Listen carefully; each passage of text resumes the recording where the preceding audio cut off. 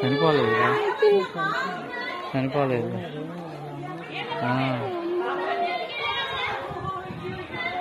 మొహం బ్లాక్ వచ్చేసింది, ముక్కుల్లోనేమో దూది పెట్టారు.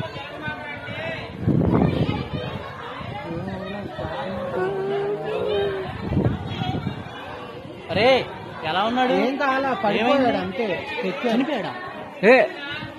ఎలా నానా? ఎవరు ఎలా?